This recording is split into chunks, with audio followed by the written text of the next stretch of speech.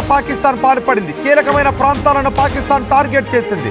కేవలం వాళ్ళు యుద్ధ విమానాలను పంపించడం, మోటార్ గన్స్ని వేయడం, మిసైల్స్ని ప్రయోగించడం మాత్రమే కాదు, ఉగ్ర కుట్ర కూడా పాకిస్తాన్ దాడి చేసింది. చండీగఢ్పై దాడికి సిద్ధమైంది పాకిస్తాన్. హర్యానాలోని అంబాలాపై పాకిస్తాన్ టార్గెట్ చేసింది. అంబాలాలో Indian air force air base సెంటర్ను పేల్చేయడానికి పాకిస్తాన్ పన్నాగం పన్నింది. దీని ముందే ఇంటెలిజెన్స్ వర్గాలు కనిపెట్టాయి. వెంటనే అప్రమత్తమైంది ఆర్మీ కూడా. ప్రజలెవరూ బయటకు రావద్దు అంటూ ఆదేశాలు జారీ చేసింది. ఉగ్రవాదులను ఉసుగొల్పి ఉగ్ర కుట్రలకు కూడా పాకిస్తాన్ దుస్సాహసానికి పాల్పడుతుంది. కేవలం తమ యుద్ధ విమానాలు, మిసైల్స్ ద్వారా మాత్రమే కాదు, ఇటు ఉగ్రవాదులను కూడా ఉపయోగించుకొని దేశంలో అశాంతిని రగిలించాలని పాకిస్తాన్ ప్లాన్ చేస్తోంది. అయితే దాన్ని ముందుగానే కనిపెట్టిన మన భద్రతా బలగాలు ఆ కుట్రను భగ్నం చేసినట్టుగా తెలుస్తోంది. చండీగఢ్లో ఇప్పటికే సైరన్ మోత మోగించారు. సైరన్ మోగించడంతో ప్రజలెవరూ కూడా ఇళ్లలో నుంచే బయటకు రావడం లేదు. సైరన్ వినబడిన తర్వాత ప్రజలెవరూ కూడా ఇంటి నుంచి బయటకు రావద్దు అంటూ ఆదేశాలు జారీ చేశారు. పాకిస్తాన్ కీలకమైన ప్రాంతాలను, చండీగఢ్లోని కీలకమైన ప్రాంతాలను టార్గెట్ చేసింది. చండీగఢ్పై దాడికి పాకిస్తాన్ సిద్ధమవుతోంది. హర్యానాలోని అంబాలాపై పాకిస్తాన్ టార్గెట్ చేసింది. అంబాలాలో Indian air force air base సెంటర్ను పేల్చేయడానికి పాకిస్తాన్ పన్నాగాలు పన్నింది. అక్కడ మోటార్ షెల్స్తో దాడులు చేస్తుంటే పౌరుల ఇల్లు దెబ్బతింటున్న దృశ్యాలు కూడా మనం చూడొచ్చు. ఇంటెలిజెన్స్ వర్గాలు పాకిస్తాన్ దాడి ప్లాన్ను ముందే పసిగట్టాయి. అప్రమత్తమైన ఇండియన్ ఆర్మీ ప్రజలెవరూ కూడా బయటకు రావద్దు అంటూ ఆదేశాలు జారీ చేస్తుంది. మా ప్రతినిధి కృష్ణమోహన్తో మాట్లాడదాం. కృష్ణమోహన్, పాకిస్తాన్ దుశ్చర్యలకు మాత్రమే కాదు, పాకిస్తాన్ సైన్యం నేరుగా దుశ్చర్యలకు మాత్రమే కాదు, ఇప్పుడు ఉగ్రవాదులను కూడా ప్రోత్సహించుకొని ఉగ్రదాడులు కూడా పాకిస్తాన్ ప్లాన్ చేస్తున్నట్టుగా తెలుస్తోంది. సో ఎలాంటి అప్రమత్తమయ్యాం మనం? డెఫినెట్గా, ఎందుకంటే ఈ విషయాన్ని మార్నింగ్ 8 గంటలకే పూర్తిగా కూడా అప్రమత్తమైంది. ఇంటెలిజెన్స్ నిన్నటి నుంచి కొంత ఇన్ఫర్మేషన్ని సేకరిస్తుంది. హర్యానాలో కావచ్చు, చండీగఢ్లో కావచ్చు, హర్యానాలో అంబాలాలో ఉన్న ఎయిర్ బేస్ను కూడా విషయం మీద కూడా ఇన్ఫర్మేషన్ ఆల్రెడీ ఆర్మీ దగ్గర చాలా క్లియర్గా ఉంది. అందుకే ఉదయాన్నే అప్రమత్తమైంది. అక్కడున్న అన్ని ప్రాంతాలకి ప్రజలందరికీ కూడా ఇందాక మనం మాట్లాడుకున్నట్టుగానే పబ్లిక్ మొత్తాన్ని కూడా మీరు ఎక్కడ బయటికి రావద్దు, ఇళ్లలోనే ఉండండి, అట్లీస్ట్ మీరు కిటికీలు తలుపులు తెరవద్దు, బాల్కనీలు కూడా రావద్దు అని చెప్పి క్లియర్గా చెప్పింది.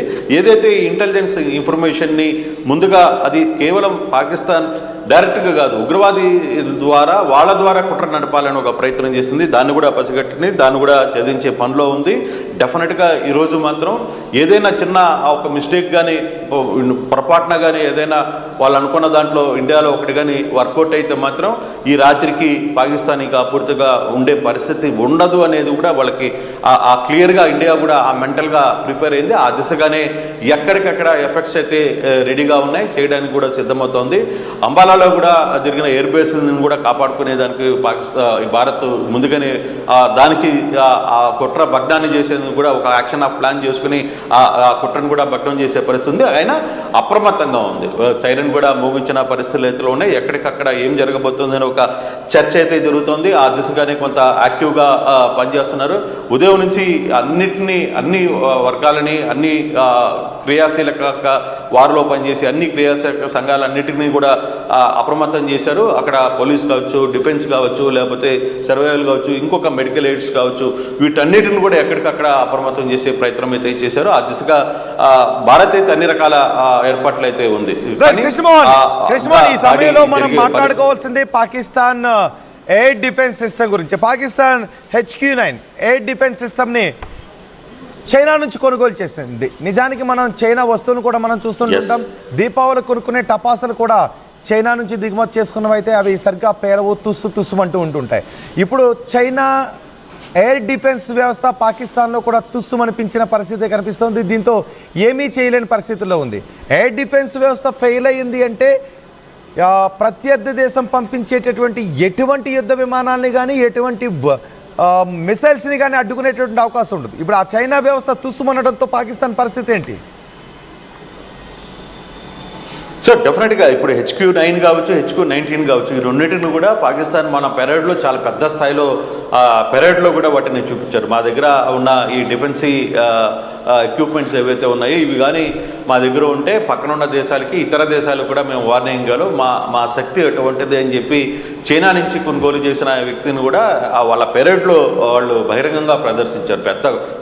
దాని మీద పెద్ద వార్తలు రాసాయి Pakistan social media, Pakistan media కావచ్చు. అక్కడంతా కూడా పాకిస్తాన్ ఎటువంటి మన ఇండియన్ ఆర్మీ ఏ విధంగా డిస్ట్రాయ్ చేశారో అలాగే JF-17 వైమానిక దళాలు 2 విమానాలను కావచ్చు, అమెరికా ఇచ్చిన J-16 ఏం చేయాలో అర్థం కాని పరిస్థితి ఉంది. అందుకే ఈ ఉగ్రవాదుల దాడుల్ని వాళ్ళ సహాయంతో కొత్త ఇండియాలో అరాచకం చేయాలని ఒక ప్లాన్ ఆఫ్ యాక్షన్ని చేసుకుంటుంది. దాన్ని కూడా ఇంటెలిజెన్స్ ముందుగానే గుర్తించింది. మార్నింగ్ 8 గంటల నుంచినే ఈ వ్యవహారం మీద పూర్తిగా అప్రమత్తమైంది. చండీగఢ్ కావచ్చు, హర్యానా కావచ్చు, ఎన్ని ప్రాంతాలకు సంబంధించిన వాటిలందరినీ కూడా ఎక్కడెక్కడ అప్రమత్తమైతే చేశారు. ఇప్పుడు డిఫెన్స్ సంబంధించిన లాహోర్లో ఉన్న ఇప్పుడు పాకిస్తాన్ ఆలోచన చూస్తుంటే, పాకిస్తాన్ టార్గెట్లు చూస్తుంటే ఏం కనిపిస్తుంది? పాకిస్తాన్ దేన్ని టార్గెట్ చేయాలని అనుకుంటుంది? ఇప్పటికే వాళ్ళ నుంచి వచ్చిన మిసైల్స్ అన్నిటిని కూడా మనం కూల్చివేశాం. అంటే బేసిక్గా ఒకటి రోహిత్, మనకు అర్థమవుతుంది ఏంటంటే పాకిస్తాన్ వారి మీద ఏమీ చేయలేని పరిస్థితికి వాళ్ళకి అర్థమైపోయింది. ఇంక వాళ్ళకున్న ఆప్షన్ కూడా ఏంటంటే ఒకటే, అంటే భారతదేశంలో ఎక్కడో ఒకట కొంత అలజడి సృష్టించాలి, ఒక భయాందోళనని గురి చేయాలి. సివిలియన్స్ని అటాక్ చేస్తే ఆ ఇంపాక్ట్ కొంత సీరియస్గా ఉంటుంది, మనకి ఆ రాక్షసానందం పొందొచ్చింది. కానీ వాళ్ళు బేసిక్గా యుద్ధం చేయాలనుకోవడం లేదు. భారత సైనికుల్లో కొంత భారత పబ్లిక్ని డిస్టర్బ్ చేయిస్తే అది కొంత వాళ్ళకి ఆ ఆనందం పొందాలంట. ఎందుకంటే మామూలుగా కోటలను బెల్ చేయాలనో, లేకపోతే అమృత్సర్ని అక్కడ ఉన్న దేవాలయాల్ని టార్గెట్ చేసిన పరిస్థితి ఉంది, లేకపోతే కొన్ని పెద్ద పాత కట్టడాలని పేర్చాలి, తర్వాత ఢిల్లీ లాంటి నగరం మీద దాడి చేయాలి. ఇట్లాంటి కొంత దుర్మార్గమైన ఆలోచనల్ని చేస్తోంది. అది కూడా ఏంది, ఉగ్రవాదులని అడ్డం పెట్టుకుని చేసుకోవాలనే ఒక ప్రయత్నంలోకి వాళ్ళు వెళ్ళిపోతున్న పరిస్థితి. సో ఇటువంటి సిచ్యువేషన్ నుంచి భారత్ ఎక్కడికక్కడ అప్రమత్తమైంది. ఇప్పుడు బేసిక్గా మనం ఒకటి కానీ చూసుకుంటే పాకిస్తాన్ డిఫెన్స్ వ్యవస్థ మొత్తం కూడా కొలాప్స్ అయిపోయింది. సో ఆ కొలాప్స్ అయిపోయిన తర్వాత లాహోర్లో ఉన్న దాన్ని పూర్తిగా కూడా నిన్న దాన్ని పూర్తిగా కూడా భగ్నం చేసిన నేపథ్యంలో ఇప్పుడు ఫర్దర్గా జరిగిపోయే యాక్షన్లో సో వాళ్ళకి ఇంకా ఏంటి అదొకటి పోయింది, ఇంకేమన్నా ఉన్నాయా అనేది కూడా భారత్ పసికడుతోంది. దాని దిశగా ముందుకు వెళ్ళగలమా లేదా, దానికి ఆ డిఫెన్స్ని ఏ విధంగా చేయాలి. అందుకే ఇప్పుడు ఏం చేస్తుంది, నేవీ రంగంలో దిగింది పూర్తిగా. ఇప్పుడు అరేబియన్ సీలోకి దాదాపుగా